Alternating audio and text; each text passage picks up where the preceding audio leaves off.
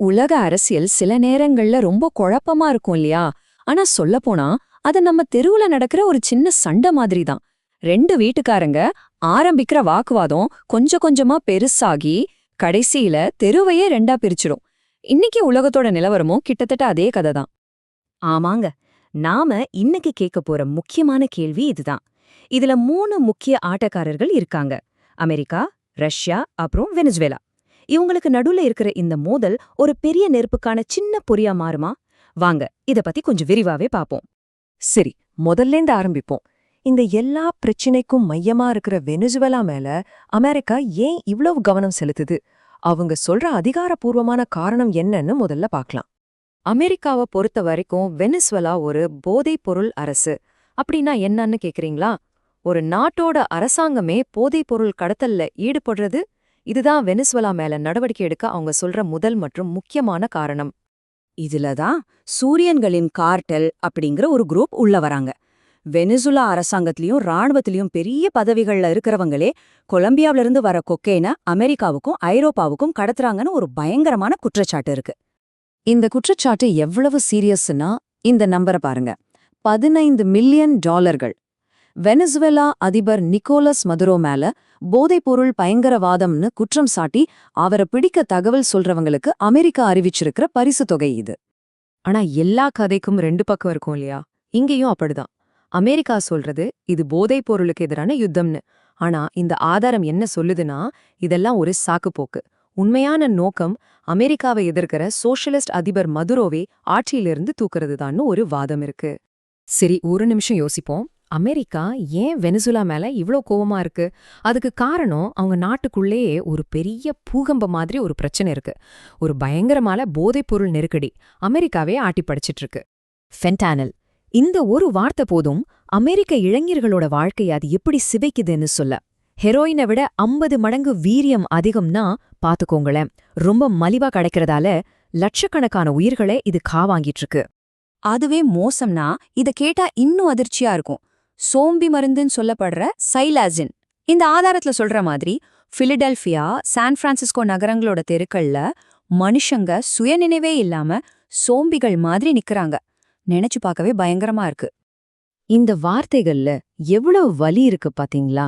இந்த போதைப்பொருள் பிரச்சனையோட உண்மையான முகத்தை இது காட்டுது. இது வெறும் தனிநபர்களோட கதை இல்ல, ஒரு தலைமுறையே மெல்ல மெல்ல அழிக்கிற ஒரு சமூக பேரழிவு. இப்போ இந்த ஆட்டத்துல இன்னொரு முக்கியமான பிளேயர் வராரு, ரஷ்யா. புடன் ஏன் வெனிசுலாவுக்கு சப்போர்ட் பண்றாரு? இத வெறும் சித்தாந்தமா பார்க்காம ஒரு பக்கா செஸ் கேம் மாதிரி பார்த்தாதான் நமக்கு புரியும். ரஷ்யாவோட இந்த மூக்கு பின்னாடி 3 முக்கிய காரணங்கள் இருக்கு. பாயிண்ட் நம்பர் 1, அமெரிக்காவோட சான்யான்லேயே அவங்களுக்கு எதிரான ஒரு அரசாங்கத்தை ஆதரிக்கிறது. அடுத்தது, வெனிசுவேலாவோட எண்ணெய் வளத்துல தங்களோட முதலீட்டையும் ஆயுத விற்பனையும் காப்பாத்திக்கிறது. கடைசியா, உக்ரைன் விஷயத்துல அமெரிக்கா செஞ்சதுக்கு ஒரு பதிலடி. இது ஒரு கச்சிதமான வியூகம். வரலாற்றை கொஞ்சம் திரும்பி பாப்போமா? முதல் உலகப்போர் ஒரே ஒரு படுகொலையில ஆரம்பிச்சது. 2ஆம் உலகப்போர் ஒரு நாட்டின் மீதான படையெடுப்புல ஆரம்பிச்சது. இந்த ஆதாரம் ஒரு முக்கியமான கேள்வியை எழுப்புது. அதே மாதிரி வெனிசுவேலா ஒரு சின்ன தீப்பொறியா இருந்து ஒரு பெரிய உலகப்போருக்கு வழிவகுக்குமா? ஆனா ஒரு நிமிஷம், இதெல்லாம் வெறும் அரசியல்தானா?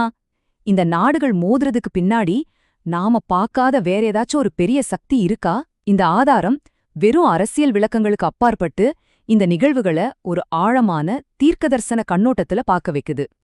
இந்த ஆதாரத்தோட மைய கருத்தே இதுதான். இப்ப நாம பாக்குற எல்லா விஷயங்களும், குறிப்பா அமெரிக்காவோட செயல்பாடுகளும், பல நூற்றாண்டுகளுக்கு முன்னாடியே பைபிளோட கடைசி புத்தகமான வெளிப்படுத்தின விசேஷத்துல தீர்க்க தரிசனமா சொல்லப்பட்டிருக்கு. வாங்க இத கொஞ்சம் உடைச்சு பாப்போம். இந்த ஆதாரம் பைபிள்ல வர்ற 2ஆம் மிருகத்தை அமெரிக்காவோட ஒப்பிடுது. பாக்குறதுக்கு ஆட்டுக்குட்டி மாதிரி ரொம்ப அமைதியா இன் காட் வி ட்ரஸ்ட் அன்னு சொல்ற நாடா இருந்தாலும் உண்மையில ஒரு டிராகன் மாதிரி தன்னோட ராணுவ பலத்தால உலகத்தையே மிரட்டுது. வானத்திலிருந்து நெருப்ப வரவழைப்பதுங்கிறது அமெரிக்காவோட அணு ஆயுதங்கள், ட்ரோன்ஸ் மாதிரி நவீன தொழில்நுட்பத்தை குறிக்குதுன்னு இந்த ஆதாரம் விளக்குது.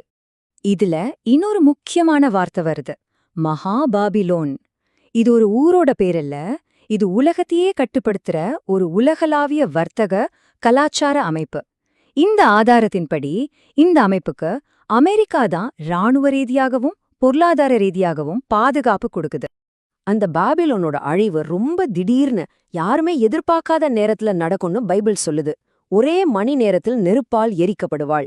இந்த வார்த்தைகள் இப்ப இருக்கிற சூழல்ல கேட்கும்போது ஒருவேளை இது ஒரு அணு ஆயுத தாக்குதலை குறிக்குதோன்னு இந்த ஆதாரம் ஒரு கேள்வியை எழுப்புது. சரி, நாம இப்போ இந்த பகுப்பாய்வோட கடைசி கட்டத்துக்கு வந்திருக்கோம். இவ்வளவு நேரம் நாம பார்த்த அந்த அரசியல் சண்டைகள், மோதல்கள் இதெல்லாம் வெறும் தற்செயலான நிகழ்வுகள் இல்ல.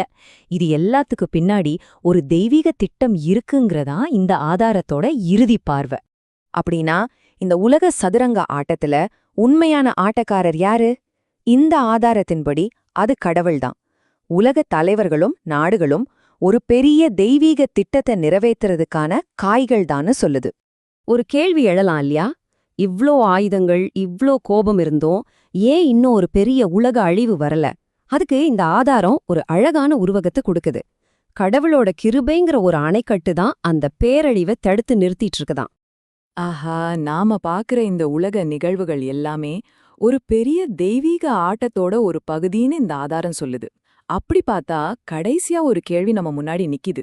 இந்த பிரம்மாண்டமான ஆட்டக்களத்துல உங்களோட என்னோட இடம் என்ன? நாம வெறும் பார்வையாளர்களா இல்ல சிப்பாய்களா? நம்மளோட பங்கு உண்மையில என்ன?